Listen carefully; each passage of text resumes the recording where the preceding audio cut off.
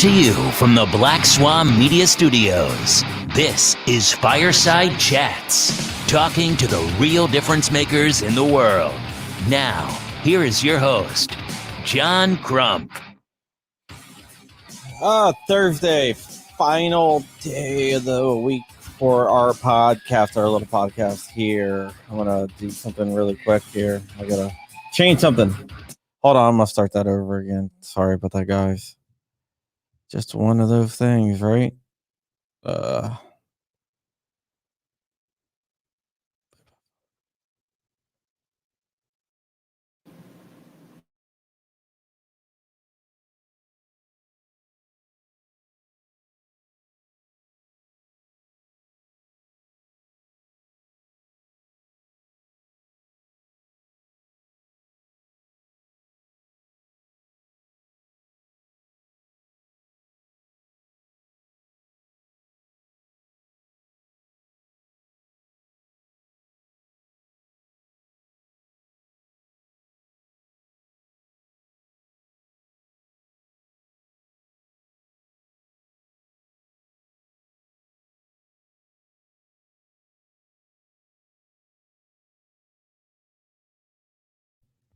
All right, I think I got everything working now. All right, well, let's go again. Coming to you from the Black Swan Media Studios, this is Fireside Chats, talking to the real difference makers in the world. Now, here is your host, John Crump. All right, try number 2. Today is the last show of the week, and that's probably why we had some technical difficulties. We are up and running, though. We are definitely up and running.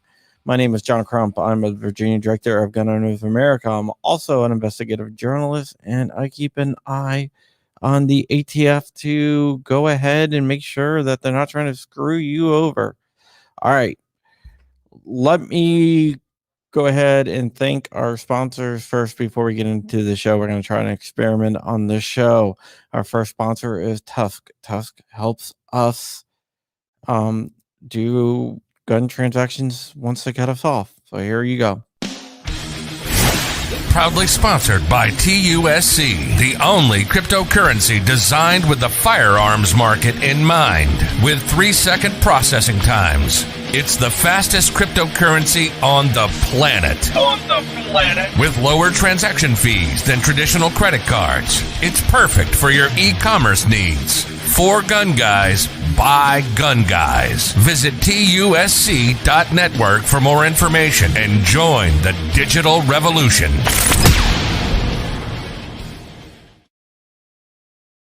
And we are also sponsored by Black Swan Tactical.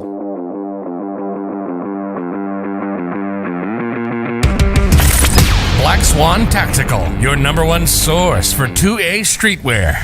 With shirts, mugs, hats, patches, flags, and more. There's always something to help you rep the 2A community. All proceeds go back into our projects. Viewers and listeners can take an additional 10% off with code CRUMPY. Unapologetically pro-gun, pro-liberty, and pro-freedom gear for the front lines of the culture war.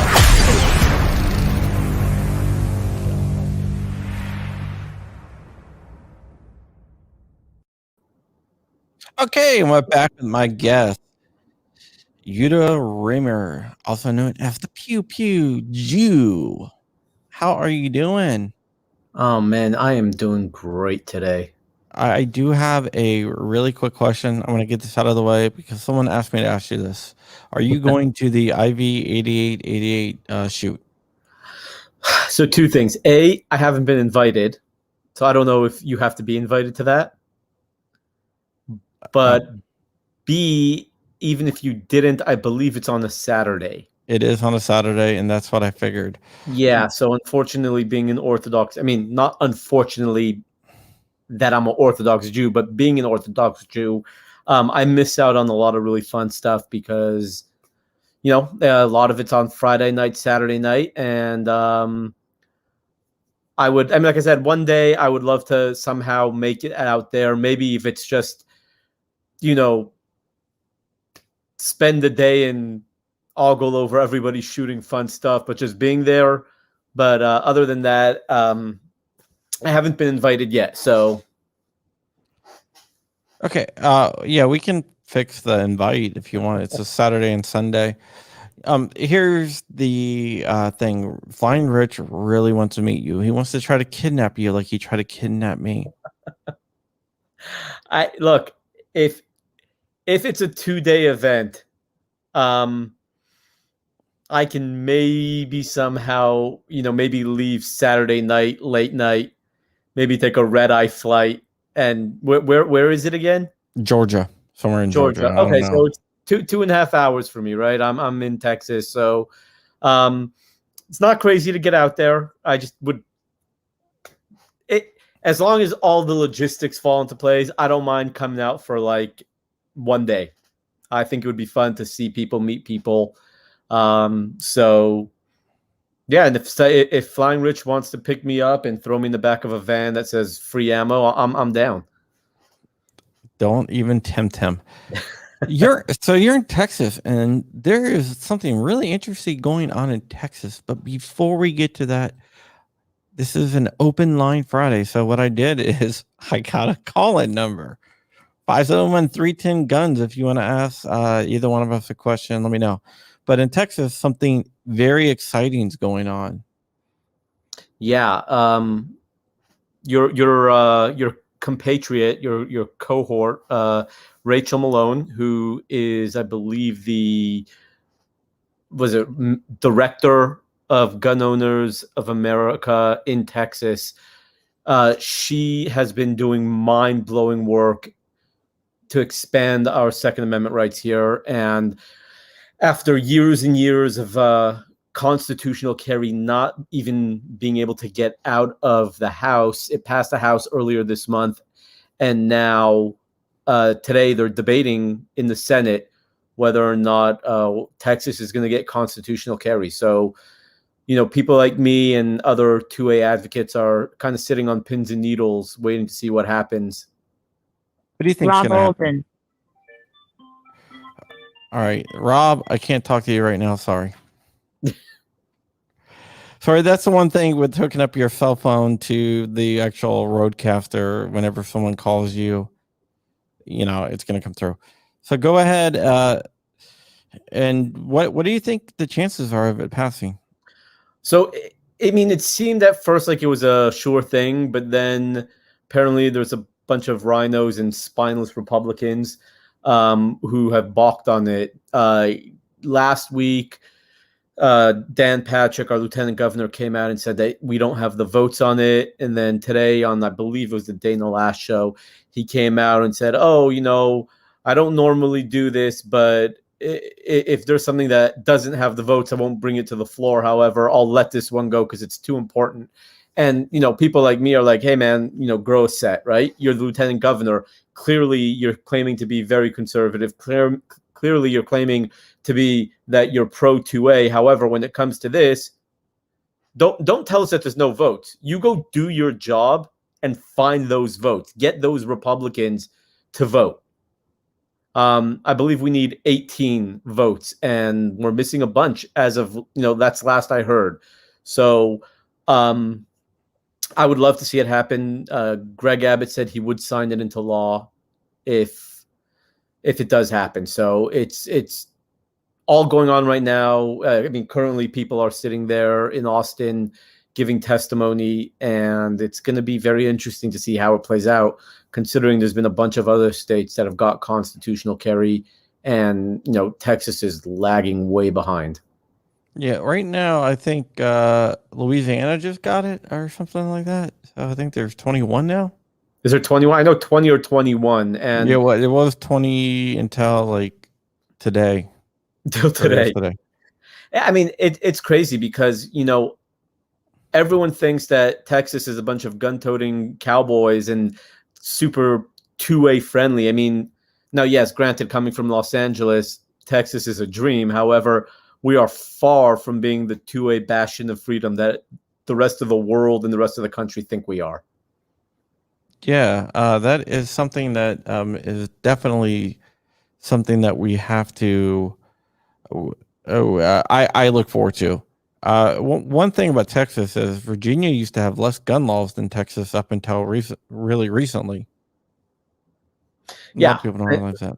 Yeah, I mean, like I said, Texas is not where it should be. They claim to be the leader in everything, but when it comes to gun rights, they are I mean, far from being the leaders with gun rights. So I would very much like to see constitutional carry passed.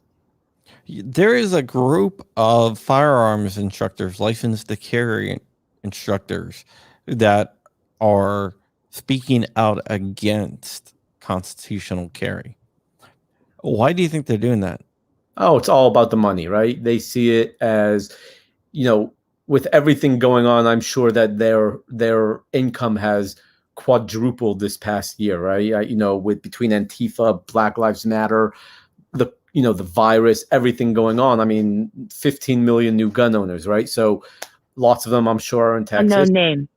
Lots of them, I'm sure, are in Texas. So for them, let's take this call. This is Fireside Chats. Hey, John. I want to be the first caller.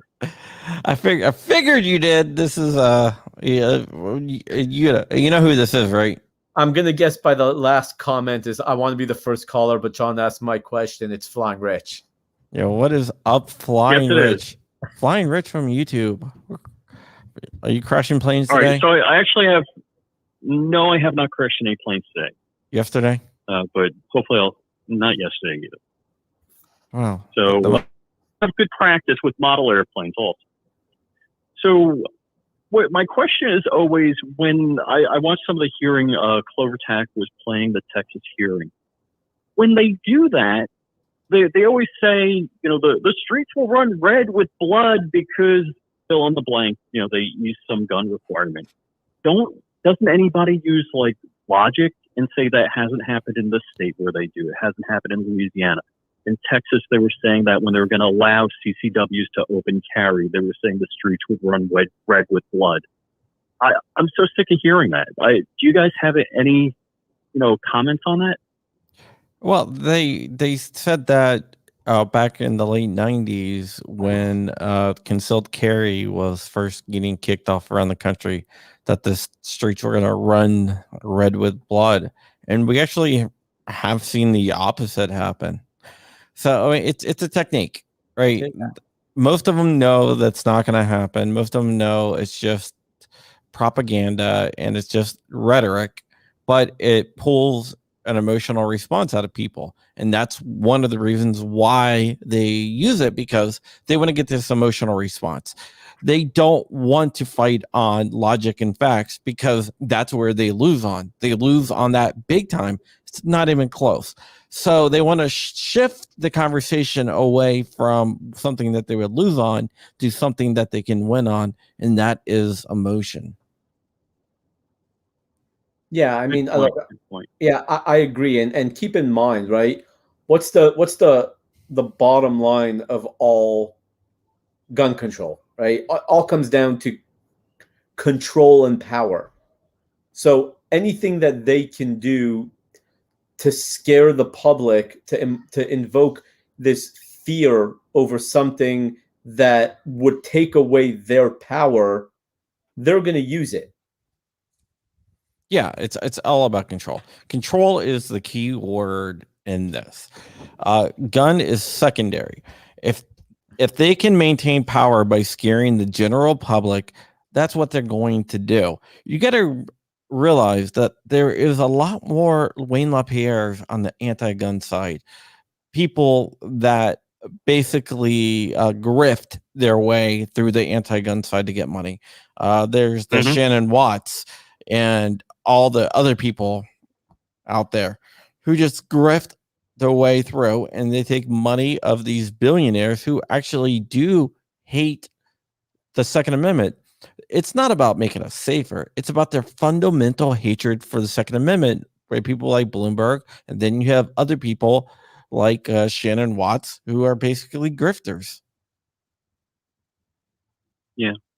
So my second question, my wife and I were both from New York. My wife's Jewish, and her family is very liberal, and they just infuriate her. Now she's conservative, she's not Hasidic. I was just wondering what Yehuda's impression was as far as the Jewish community with Second Amendment rights, and whether they're more conservative or liberal. So you, in order to answer that, you really have to kind of break it down into three categories, right? And what I'm about to say is not a blanket statement on any of the categories. However, Reformed and conservative Judaism, and I don't mean conservative in terms of their political beliefs, but more conservative in terms of their religious beliefs. So Reformed and conservative Judaism many, many times tend to swing left, right? They tend to be more liberal. They tend to believe in politics as a religion before Judaism. Again, that's not a blanket statement. I have tons of friends who are conservative and Reformed Jews who are incredibly pro-2A. Then you have Orthodox Jews. Now, Orthodox Jews are just a different league of their own, because within Orthodoxy, you do have your anti-gunners. There's no question about that. But more often than not, you will find Orthodox Jews aligning with the Second Amendment. Now, they might not be gun owners, and they might not want to have anything to do with guns or even own them. However, they will be in support of the Second Amendment because they do understand what it represents. You have a lot of Orthodox Jews who are gun owners, who are very quiet about their gun ownership because they don't want to become pariahs in the community. They don't want to, keep in mind, on our Sabbath from Friday night to Saturday night, we don't have electronics. We don't use TVs. We don't do any of that stuff. So a lot of times we get together with other families on Saturday afternoon, and our kids are, having play dates and all of that kind of thing, all of that kind of stuff. So if you are a gun owner, a lot of times people who might be against guns don't want to send their kids to your house. So you'll have a lot of Jews who are gun owners not talk about it. Then you have the very few. Then you have the very, very, very small, minute category of Jews who are like me, who are not only pro-2A and pro-gun, but are very vocal about firearms ownership and defending the Second Amendment. So that's really kind of a very short breakdown of Jews and guns in the country today. Nice. Yeah, and my experience, just from New York, is most Jews in New York, or that come from New York and then down to Palm Beach here, are very liberal and aren't very Second Amendment proponents, which just, I always have a difficult time, and my wife does, try and understand that. Yeah. I mean, you have look, I'm from Los Angeles originally, right? So I know what you're saying. Unfortunately, you would think that Jews would be, Oh, look, Gorillas and Guns just said that. You would think that despite our history, Jews would be incredibly pro-gun, but at the same time, what I find is that it really comes down to it's an irrational fear. I mean, just take Jews out of the picture. John, I'm sure you've dealt with people who are anti-gun because it's an irrational fear of the tool. But once you get right, exactly. But once you get them say, hey, look, you might not like it, but try shooting this, right? Start with a 22. Guess what? They shoot it and they're like, wow, much less scary than I thought. And then, you graduate them upwards in caliber until they're finally shooting, friggin', I have a friend who never shot before, and he shot my 22, and next thing I know, the guy is outside shooting a 50 Barrett, right? And he's like, "This is the greatest thing ever." I'm like, "Hey, welcome to the club, buddy. We've all been there." So it really comes down to it's just really an irrational fear. Yeah. I think you're very right about that. Rich, I got a question for you. So Okay. you are going to the IV 8888 shoot, right? Correct. Yeah. Only a 9-hour drive for me. Okay. Are you going to room with Hank and Lola in their van? No, I got my own place. I got 2 rooms, and there's 4 of us meeting up. Oh, where are you staying?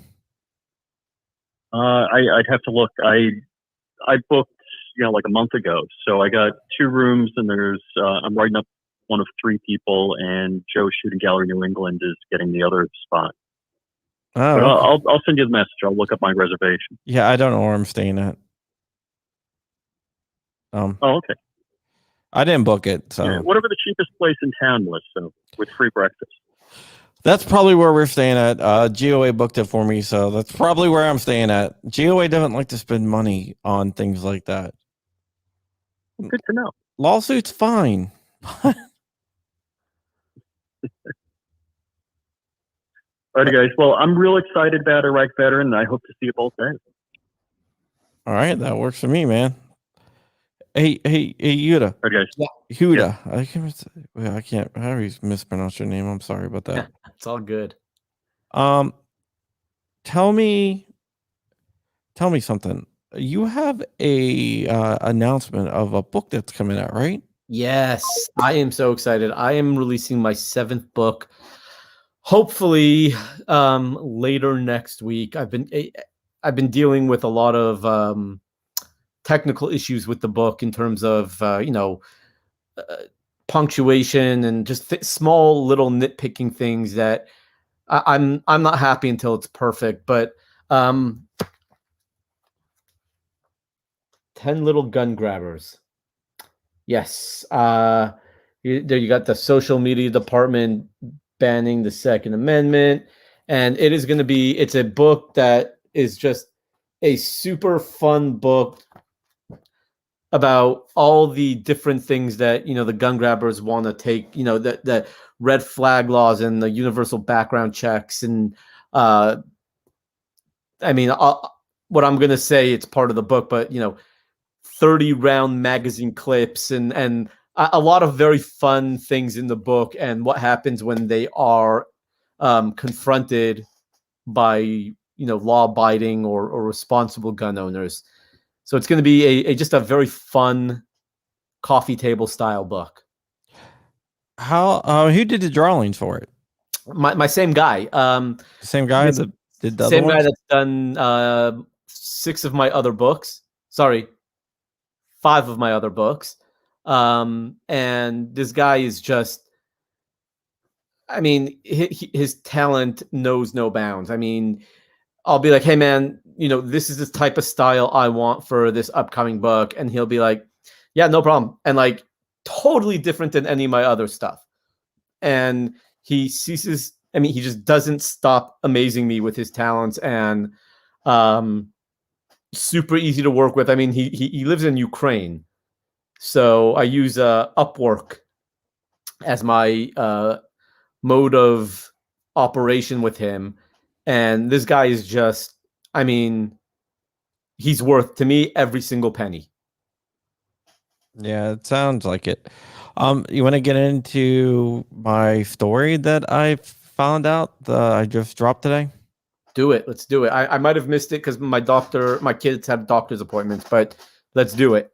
Yeah, no problem. Okay, so when you go through a FBI check, a NICS check, it checks multiple databases. It checks the III, the NICS index, NCIC, and FFF, which is the Foreign Fugitive File. And it checks to see if you're on there. Now, being on the Foreign Fugitive File does not mean that you are wanted in the United States. And it does not mean you're prohibited from buying firearms in the United States. It just means that there's an Interpol alert. Interpol is the international police, an Interpol alert for you. So you could be wanted in another country for something that's not against the law in the United States and protected in the United States, and the United States isn't going to arrest you or extradite you or anything else like that for being on this list. And it doesn't even prevent you from buying a gun. But what happens is if you get dinged for being on this list, the FBI will call the FFL after you leave and compel them to give over all your personal information to them.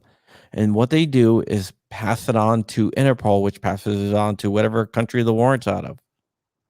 So think about that. That's kind of scary, right? Especially for people who have warrants for something that's totally not illegal here, like for being like a political dissident. And now you just gave all their information over to the country that is seeking them.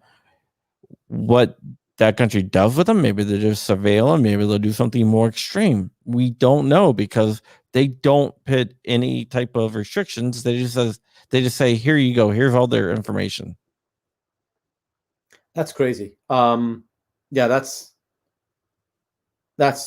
wow. Scary, right? Yeah, that's very scary for anybody who, it's like the no-fly list, right? I could be accidentally put on the no-fly list. I go to my local gun shop, buy something new, and the next thing I know, whatever whoever put me on that no-fly list, whether it's international or not, but so they're basically So my question is, does a FFL need to give over that information? Yes, they are compelled to give her that information, or they'll. It's not really clear, but it makes it seem like they are compelled and have to give her that information.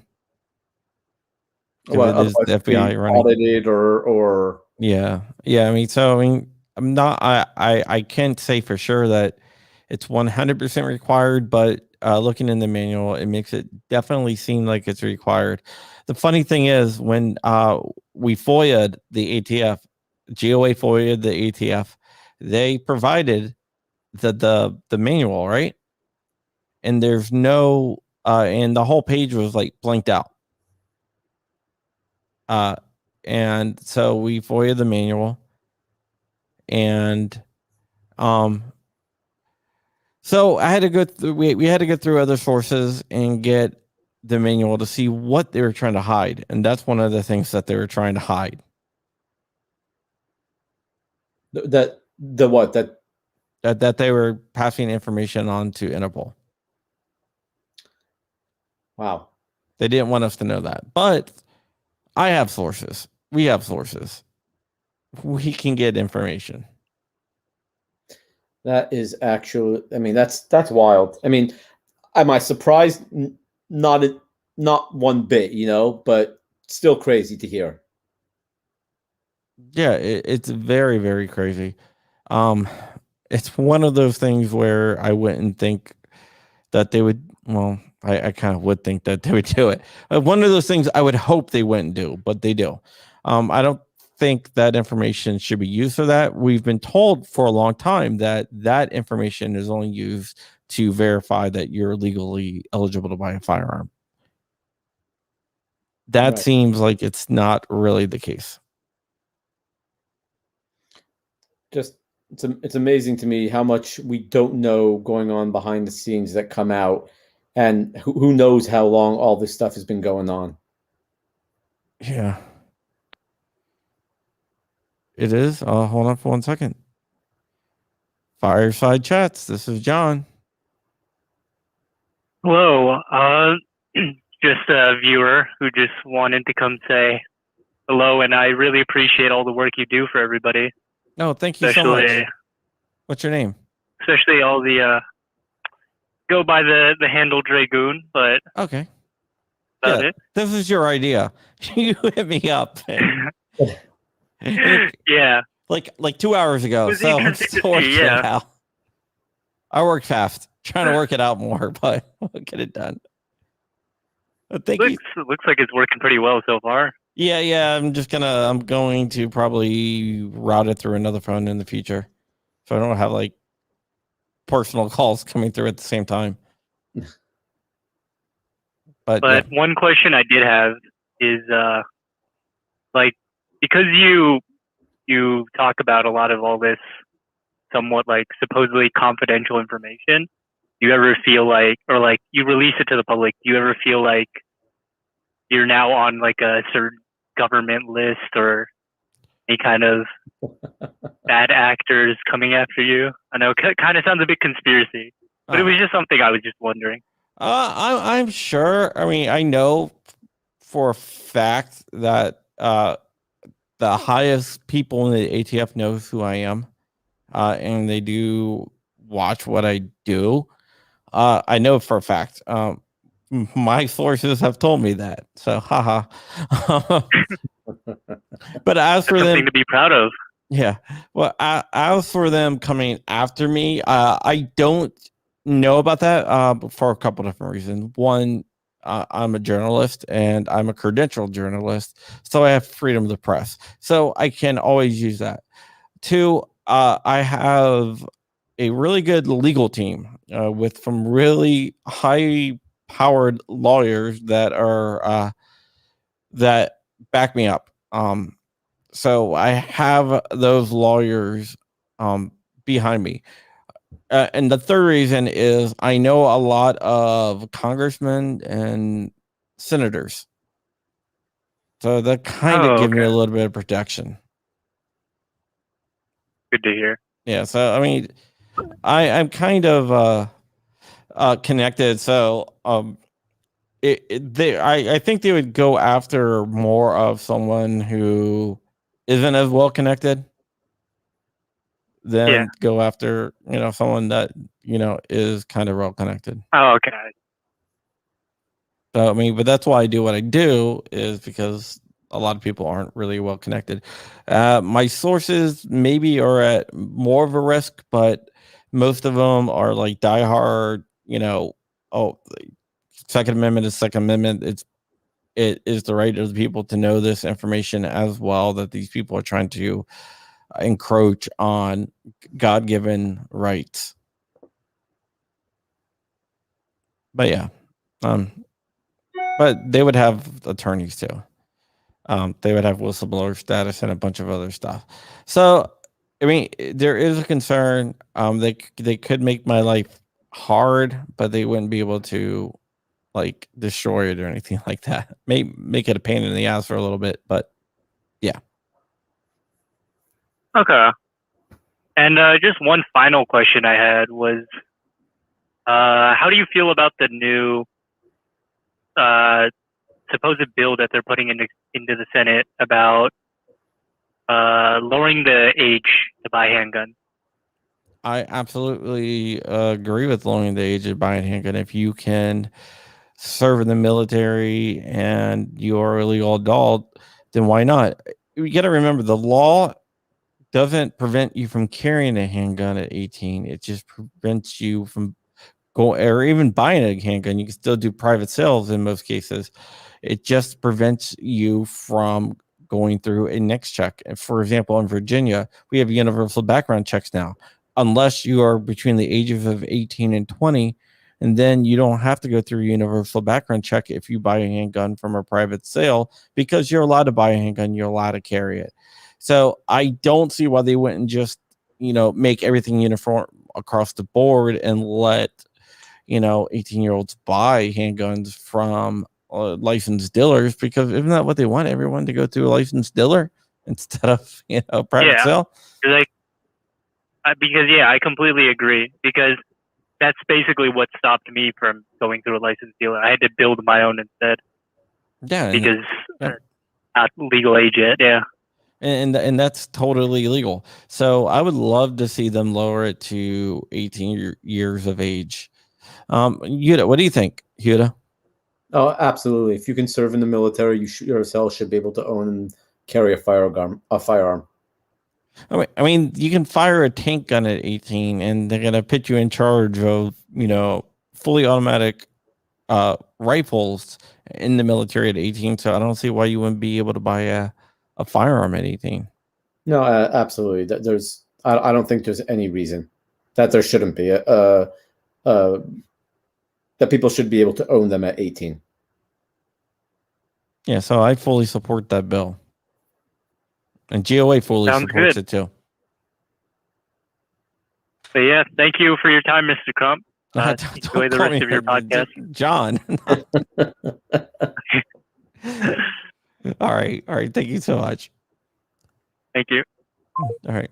God, you were just aged like 20 years, right? Dude, yeah. Don't go. Man, like when I'm like 90, I'm still not going to be Mr. Crump. Like, you know what? I'll be honest with you. I've had a lot of people call me Mr. Reamer too, and as much as, and I'm talking about people like who don't really know me, right? But I will tell you something. As much as we hate it because it ages us, the fact that Mr. Dragoon over there called you Mr. Crump and is showing you respect because it's your show, it's kudos to him. You don't see a lot of people nowadays using Mr. Mrs. Thank you. I chalk that up as just a matter of respect. And Oh, it definitely is. I definitely do appreciate it. You got to remember, I come from the Silicon Valley world where, I don't know. It's weird. I've been working in the Silicon Valley world my whole adult life, so we never really used any misters or whatever. so I'll tell you, my kids all call people Mr. and Mrs. unless specifically told by the adult, please call me so and so. Yeah. My kids So- do the same thing. I raise my kids to do the same thing. let's just put it this way. It's nice to see, and I don't know how old Mr. Dragoon is, but it's nice to see people who are still, have some sense of respect, even if you're 5-6 years older than him. I mean, I don't know the age, but you know what I'm saying. Just that's still a matter of respect. So kudos to him. Yeah, he is 20 years old. Yeah, I mean, I believe that you should respect people no matter like what age they are. That's a lot. That's one thing that a lot of people, older people, like I'm in my mid 40s, I'm 45. So a lot of people that are around our age get kind of reversed. They're like, oh, they should respect me because I'm older than them. Well, you know what? You should respect them because they're a human.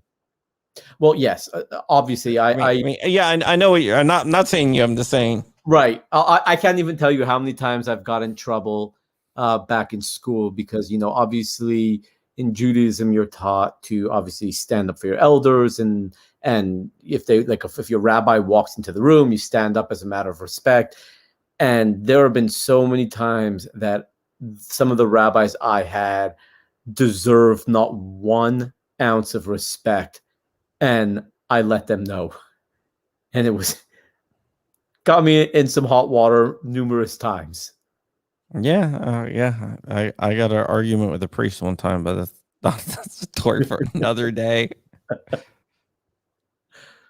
Yeah, I mean, respect. It's like respect is earned, not given. And then Exactly. you know what? I kind of think that you, or if you want me to respect you, you got to respect me. Well, you know what? That's a two-way street too. Oh, absolutely. So if you don't respect people until they respect you, then what if they have the same philosophy as you?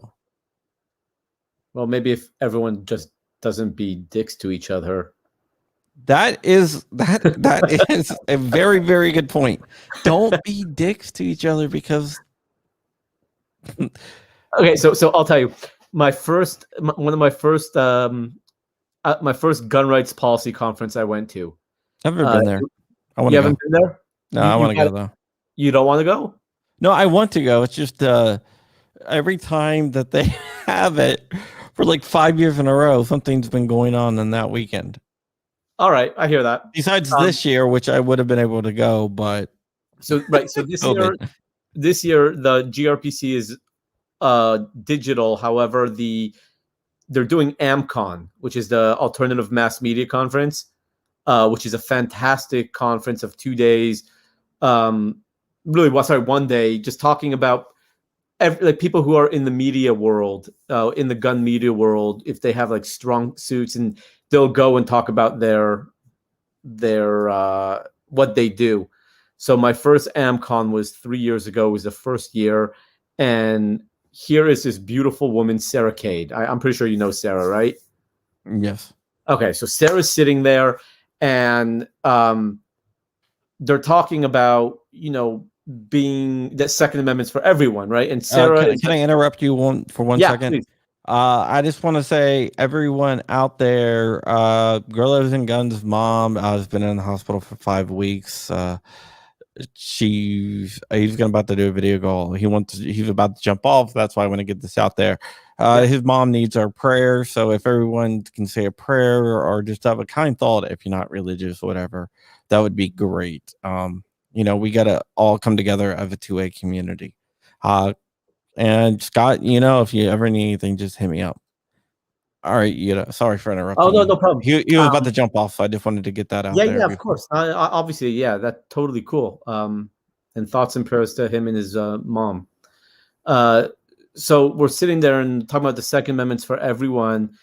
And Sarah Cade, who's basically a self-avowed liberal gun owner, she just gets up there and she goes, "You want to know how to bring more liberal gun owners into the mix?"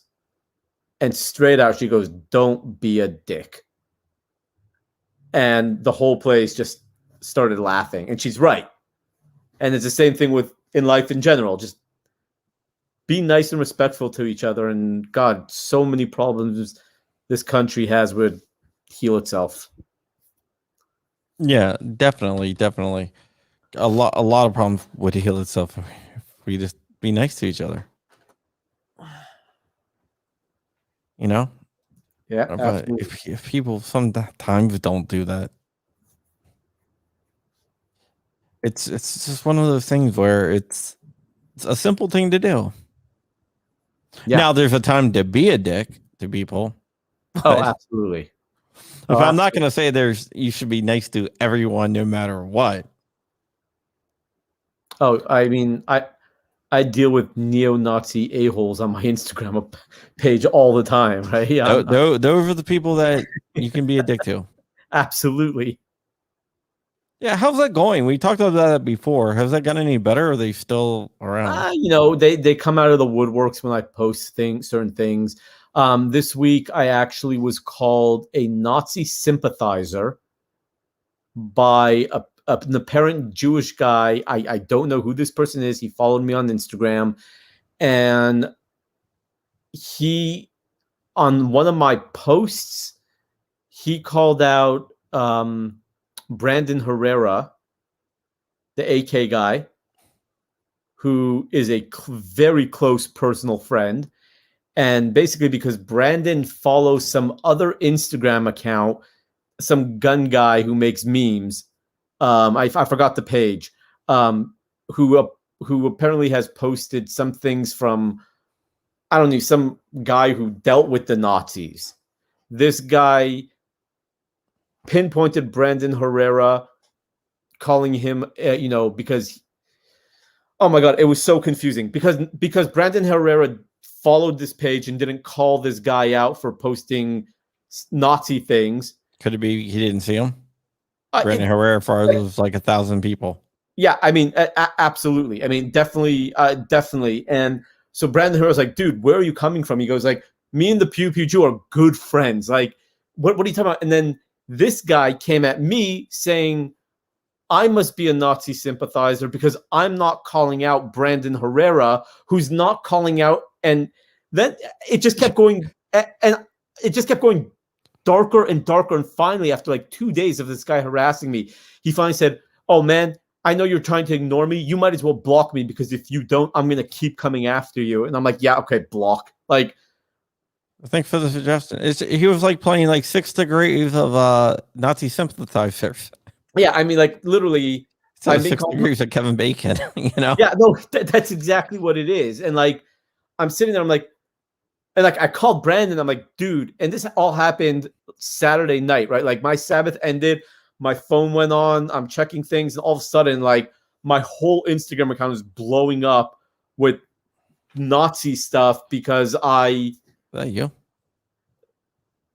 Me? What I do? Do you hear a ring? I do not. My phone's on silent right here. Oh, hold on.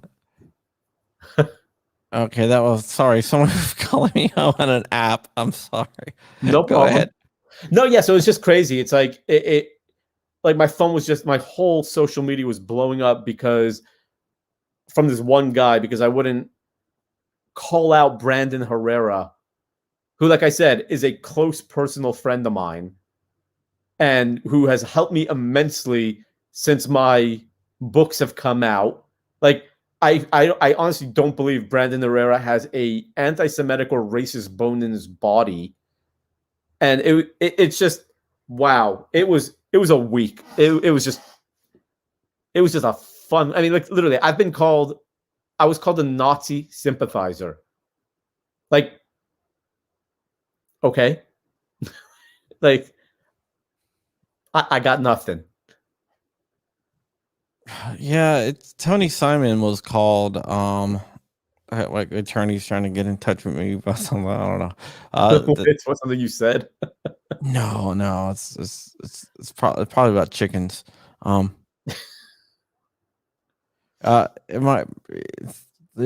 attorney raises chickens, so sometimes he just calls me about his chickens.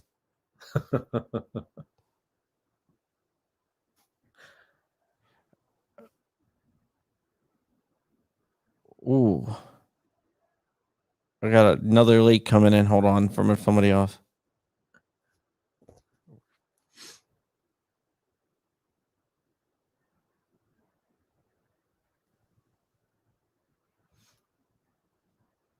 Ooh. Okay. FBI is gonna hate me. Oh, So I got a leak coming in through one of my encrypted chats, and then my lawyer's telling me about chickens. talk about throwing them for a whirlwind. They're like, wait, is this guy doing spying on us, or is he freaking talking about chickens? Come on. No, it's really funny because my encrypted chat, my lawyer talks to me through my encrypted chat and sort of my contacts. So I'm getting, and my lawyer talking to me through my encrypted chat about chickens, and so I got something very I got some eggs. Do you want me to bring you over? Do you want to drop off some eggs next time we meet? Okay, raise chickens, and then I got this other leak coming out, so it's just like. That's funny. It's funny. You can use encrypted chats by yeah.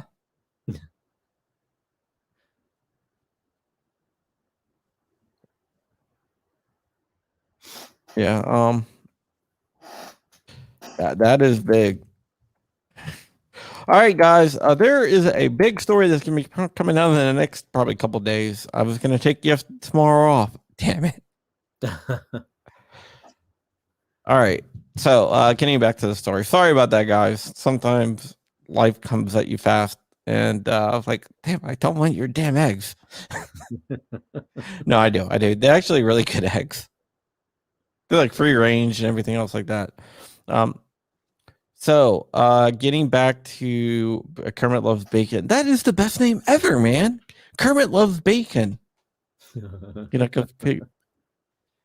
Muppets freak me out, man. I can't watch the Muppet movie. My 5-year-old is very into Muppet Babies now, and he walks around going waka waka all day. Dude, Muppets freak me out. I'm serious. They give me the heebie-jeebies. They make me anxious. Like one of my weird quirks, Oh yeah. All right. So we got about 12 minutes left. I want to talk to you about a couple different things here. Okay. And one is the last time you came on. They're talking about kosher bacon now. Last time you came on, I've noticed that picture behind you, and I was going to ask you about it, but I totally forgot. So I made a note to ask you about that picture, and I almost forgot again. So on my website, thepewpewjew.com, obviously, I sell a lot of fun stuff, t-shirts, hats, mugs, all that stuff. But I had a category drop down for art. And that's actually, MP5 is my favorite gun of all time. I am absolutely dying to get my hands. I don't even care if it's fully automatic. I just want an MP5, SP5. I don't even know. There's a buddy of mine in Frisco here who makes them, so I'm trying to work with him on getting one. And the serial number is going to be not kosher because it's going to be a Jewish guy owning a German gun, so it's going to be not kosher. But that aside, I tried to make a lot of gun art, so that is one of my pieces that I made. Oh, you made that? Yeah, I designed it. Oh, wow. I like it. I really do like it. I can send you the file. You can print it out yourself. It didn't go over so well on my website, so I stopped selling it. But you know, something I designed. You stopped selling it, really? Yeah, like I said, it was. I put up a bunch, like 6 or 7 pieces of design that I made in poster format, and nothing sold. So, but we'll work something out. Don't worry about it. Yeah, that is really good. I would have bought it. Well, look, Instagram's been absolutely throttling everything I post in terms of my books, in terms of image. I mean, anything that I'm selling, they throttle me. I mean, I can't even sell my books through Instagram. They've been flagged. Yeah, my shirt's been flagged for anything from Black Swan Tactical, and I don't sell guns. Yeah, I don't sell guns either, but everything that I've tried to open up an Instagram shop. I mean, I think you can maybe see like 2 items. Yeah, it's been rough. So, maybe I'll open up that that page again to get different posters up and start working on that again. Hey, do you guys out there in Huda, do you want a little tease about the information that I have? Oh, heck yeah, let's hear it. I have concrete proof that the FBI is breaking the law. I mean, look, not to be a Debbie Downer, right? But tell us something we don't know. You know what I'm saying? No, but I have proof, like 100% indisputable proof. Now, okay, well, I'm very like excited. something they can't run away from, and they know that they're breaking the law. Well, I'm excited. Yep, there you go.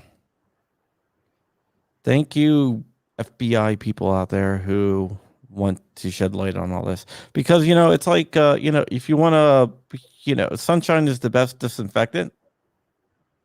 Yep, absolutely. So look out for that in a few days. Before we go, because we only got 7 minutes left, I also want to point out I relaunched my Discord, because Discord took out my old account, which is weird because I don't post anything controversial on Discord.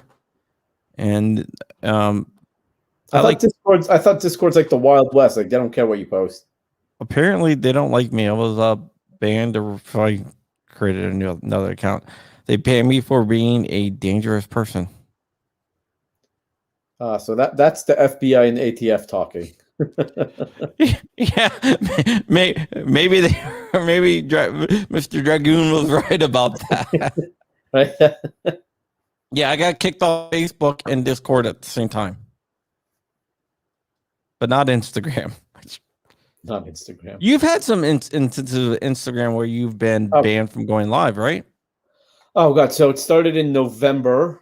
I posted something and they banned me for 2 months. And that was brutal because I enjoy very much going live. I really enjoy bringing sometimes I'll even do like ask me a question, and I'll bring on followers of mine to talk to me, for like give them like 3 minutes airtime basically. I really enjoy interacting with my followers, and they banned me. And then I finally got back like February 7th. And then on February 14th, on Valentine's Day, I posted a picture of the head of Hezbollah. And it said, "Are you a tunnel? Because I'm digging you." And as a, Valentine's Day meme.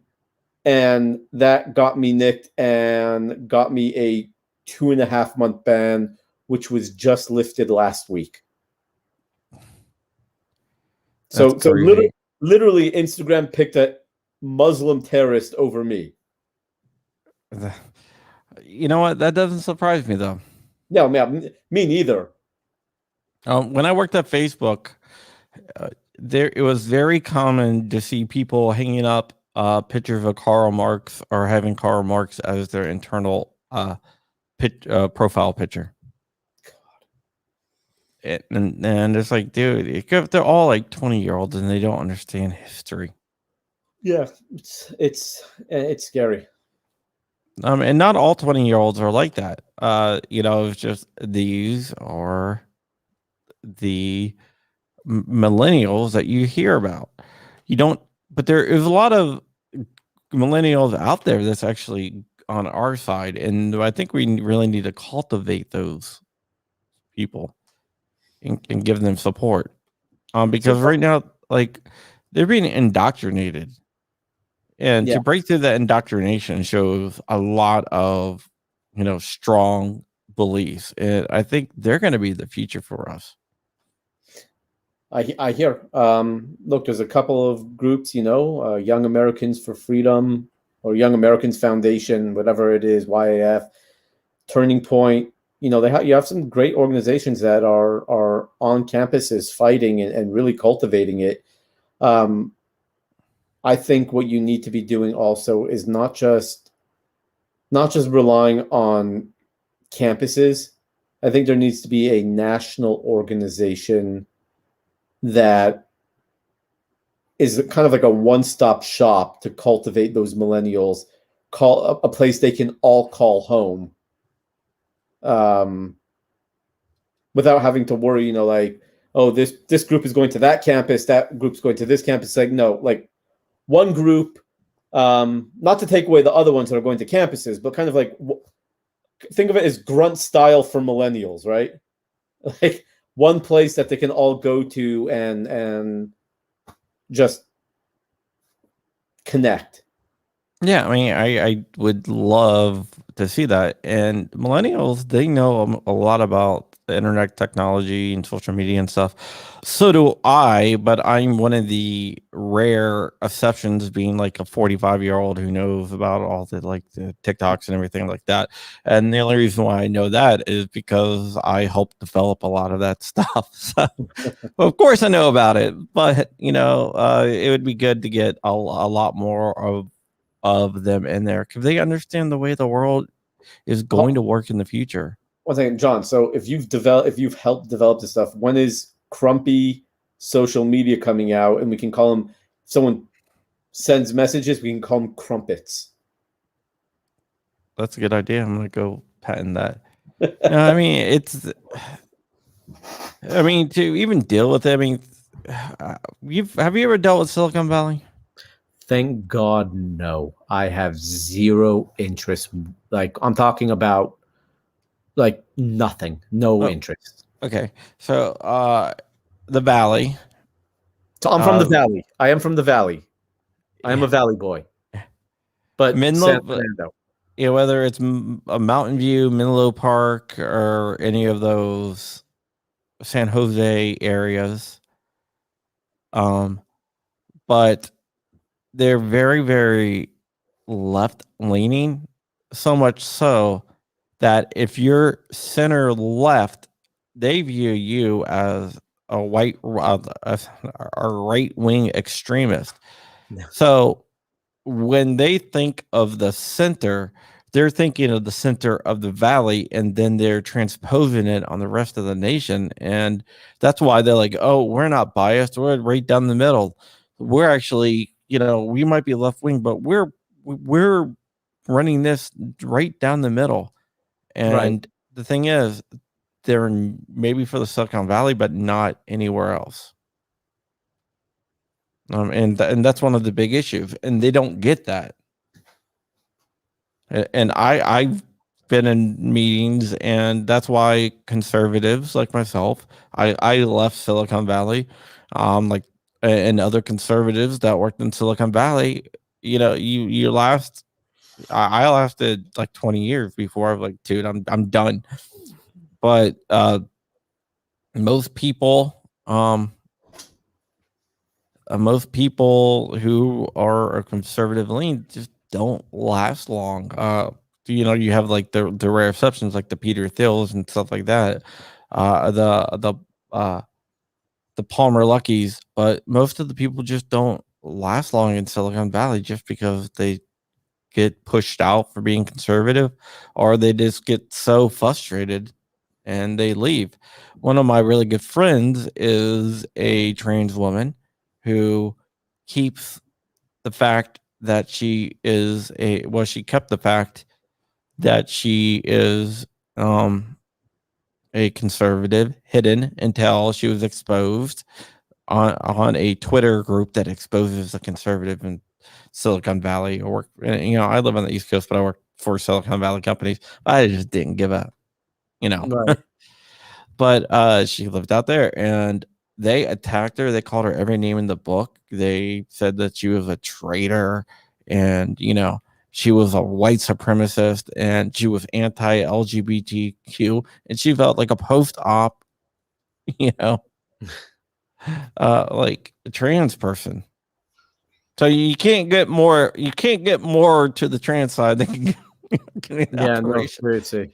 But these are like straight people. Oh, you're so anti-LGBT because you're conservative. Hey, close the door.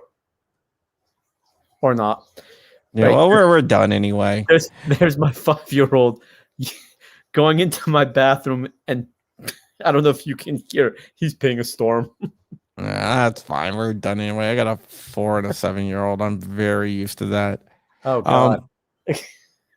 But yeah, let me do my final thing. Then do it. Then I'll give you the final word.